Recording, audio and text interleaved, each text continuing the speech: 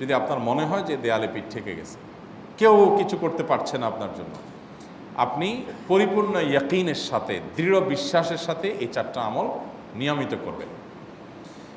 এবং আমি বহু মানুষকে পার্সোনালি এটার পরামর্শ দিয়েছি, ওনারা আমল করেছেন, আমল করে উপকৃত হয়েছেন।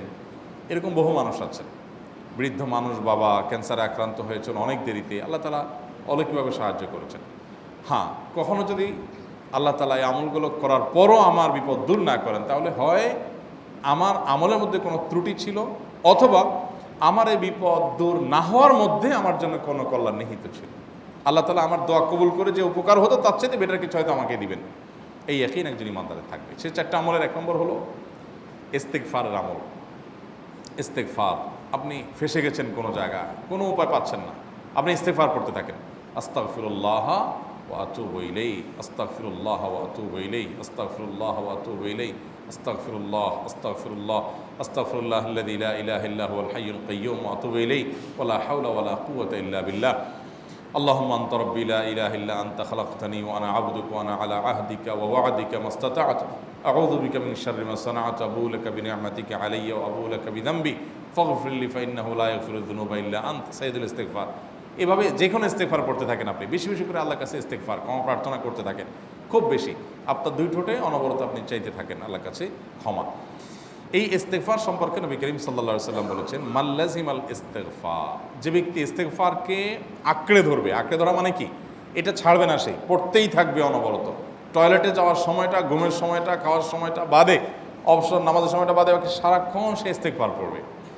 এরকম যদি কেউ করে, আল্লাহ রাব্বুল আলামিন জাআলাল্লাহু লাহু মিন কুল্লি হাম্মিন ফারাজা ওয়া মিন কুল্লি যিকিন মাখরাজা, সকল পেরেশানি থেকে, সকল টেনশন থেকে বের হওয়ার পথ আল্লাহ তাআলা অলৌকিকভাবে তার জন্য আবিষ্কার করে দিবেন। এবং আমি আমার জীবনে যেটা বলেছিলাম, বিস্তারিত বলতে চাই না, এরকম পরিস্থিতি আসছে যে চোখের সামনে কোনো আপাতত রক্ষার কোনো পথ আর খোলা নেই, এমন ভয়াবহ বিপদ। ইস্তেগফার করতে করতে এমনভাবে আল্লাহ তাআলা সাহায্য করেছেন যে এটা কল্পনা করলেও মনে হয় যে স্বপ্নের মতো। কিভাবে এখন এই লোক এই জায়গায় আসলো আমার সাহায্যের জন্য, এই লোক তো এটা আমি এই জায়গায় আসার কথা না, টিকুনি এসে হাজির হয়ে গেলেন এবং উপকারটা, আমার সমাধানটা হয়ে গেল সমস্যা। তো আলহামদুলিল্লাহ, বহুবার আমি পরীক্ষা করেছি, আর আমার পরীক্ষার 2 পয়সার দাম নাই। হাদিসে বলা আছে, গ্যারান্টি দেওয়া আছে, আমার পরীক্ষা করলেই কি না করলেই। তাহলে একটা আমল হলো কি, ইস্তেগফার। সব সময়ের জন্য এটা কন্টিনিউয়াস করবেন, আর এমনিও অবসর সময় ইস্তেগফার করবেন। আরবদের মধ্যে সৌন্দর্য আছে, তারা বিভিন্ন ডাক্তারের ওয়েটিং রুমে বা বিভিন্ন জায়গায় মানুষ যেখানে অপেক্ষা করে পাবলিক প্লেসগুলোতে লিখে রাখে ইস্তেগফার করুন, আপনার হাইওয়েগুলোর পাশে লেখা থাকে ইস্তেগফার করুন, এবং তারা আসলেও একটু পরপর দেখা যায় ইস্তেগফার করে।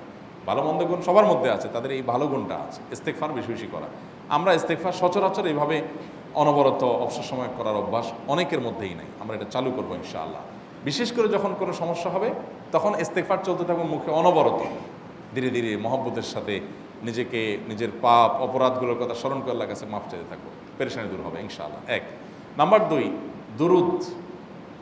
নবী করিম সাল্লাল্লাহু আলাইহি সাল্লামের প্রতি দুরুদ পাঠ করা, এটা যদি আপনি নিয়মিত করতে থাকেন মহব্বতের সাথে, আল্লাহুম্মা সাল্লি আলা মুহাম্মদ ওয়া আলা আলি মুহাম্মদ কামা সাল্লাইতা আলা ইব্রাহিম ওয়া আলা আলি ইব্রাহিম ইন্নাকা হামিদুম মাজিদ, আল্লাহুম্মা বারিক আলা মুহাম্মদ ওয়া আলা আলি মুহাম্মদ কামা বারাকতা আলা ইব্রাহিম ওয়া আলা আলি ইব্রাহিম ইন্নাকা হামিদুম মাজিদ। আপনি একবার ছোট দুরূদ যদি পড়েন, সাল্লাল্লাহু আলাইহি ওয়াসাল্লাম, সাল্লাল্লাহু আলাইহি ওয়াসাল্লাম, আল্লাহুম্মা সাল্লি আলা মুহাম্মদ ওয়া আলা আলি মুহাম্মদ, শুধু এইটুকু পড়েন। জাযাল্লাহু আন্না মুহাম্মাদাম মা হুয়া আহলু, শুধু এইটুকু পড়েন।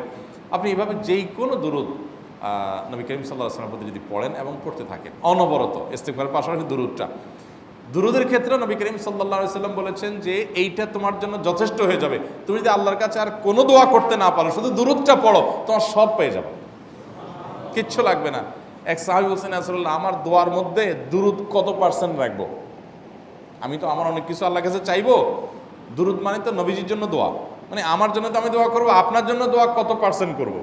1/3, 1/4, তারপরে হাফ, এবার বিভিন্ন পার্সেন্টেজ বলছিলেন তিনি। নবী করিম সাল্লাল্লাহু আলাইহি ওয়াসাল্লাম বলেছেন যে হ্যাঁ, এর বেশি করতে পারলে আরও ভালো, আরও ভালো। তো ভদ্রলোক এর বেশি, ওই সাহাবী রাদিয়াল্লাহু তাআলা আনহু, তিনি এর বেশি বাড়াতে একটা পর্যায়ে বলছেন যে আমি সব দোয়া আপনার জন্য করি। নবী করিম সাল্লাল্লাহু আলাইহি ওয়াসাল্লাম বলেছেন, তাহলে তোমার আর কোনো দোয়াই করতে হবে না, এর মধ্যে সব দোয়া চলে আসবে।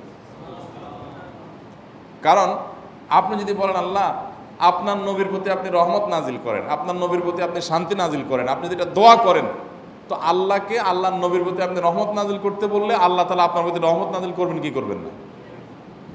আপনি কাউকে খুশি করতে চান, কার কাছ থেকে কিছু আদায় করতে চান, তার ছেলেটারে যদি হাদিয়া তোহফা দেন, আদর যত্ন করেন, তো বাই ডিফল্ট অটোমেটিকলি ওই লোকের সিম্পেথি আপনার দিকে আসবে কি আসবে না? চোখ বন্ধ করে আসবে। তো আল্লাহর নবীর জন্য যখন আপনি দোয়া করবেন তখন আল্লাহ তাআলা আপনার মধ্যে রহমত নাজিল করবেনই, এটা নবী সাল্লাল্লাহু আলাইহি ওয়াসাল্লামের ওয়াদা। যে কোনো পেরেশানি, তিনি আরও বলেছেন যদি কেউ দুরুদের আমল করে নিয়মিত, আল্লাহ রাব্বুল আলামিন তার সকল পেরেশানির জন্য যথেষ্ট করে দিবেন। এই আমলটাকে সবগুলো দূর করার জন্য যথেষ্ট হয়ে যাবে। এই দুরুদের আমলটা আমি দেখেছি সুবহানাল্লাহ গুলির মতো কাজ করে। আজকের ঘটনা, এক ভদ্রলোক সকালে একটা টেলিভিশন চ্যানেলে, বেসরকারি চ্যানেলে প্রোগ্রাম শেষ করে নামছিলাম লিফটে, তো উপস্থাপক উনি বলছিলেন যে ভাই মানে দুরুদের আমল পড়ে আমি কিছুদিন আগে একটা ইয়াতে মানে এমন একটা অবস্থা যে এইটা থেকে বের হওয়ার কোনো পথ আর নাই, শুরু করলাম দুরুদ অনবরত, এরপরে আল্লাহ তাআলা আমাকে এমনভাবে উদ্ধার করলেন আমি কল্পনা করতে পারিনি।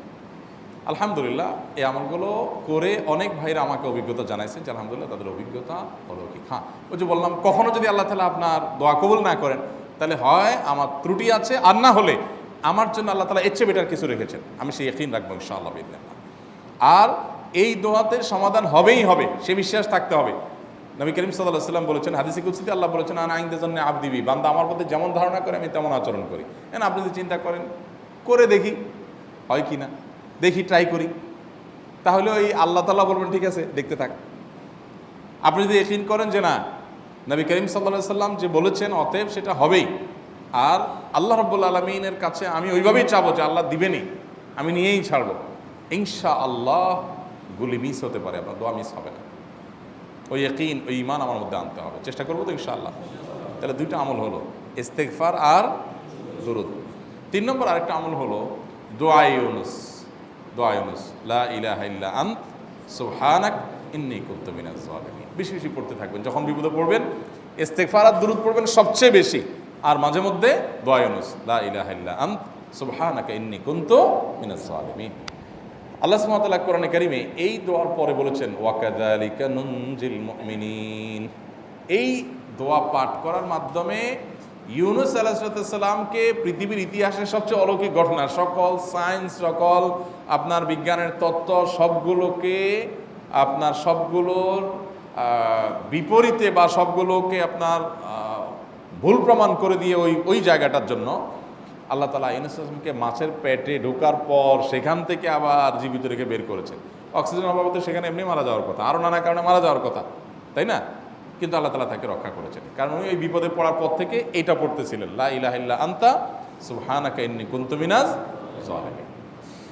তো আল্লাহ তাআলা কোরআনে বলেছেন এটা ইউনুস, তার নবী ইউনুস আলাইহিস সালামকে আল্লাহ তাআলা এর মাধ্যমে রক্ষা করেছেন, সেটা তার জন্য খাস না, এটা তার জন্য স্পেশাল না, বরং আল্লাহ বলেছেন ওয়াকাযালিকা নুনজিল মুমিনিন, এটা দিয়ে আমি তাকে রক্ষা করেছি, একইভাবে ঈমানদারদেরকেও এইটার মাধ্যমে রক্ষা করব।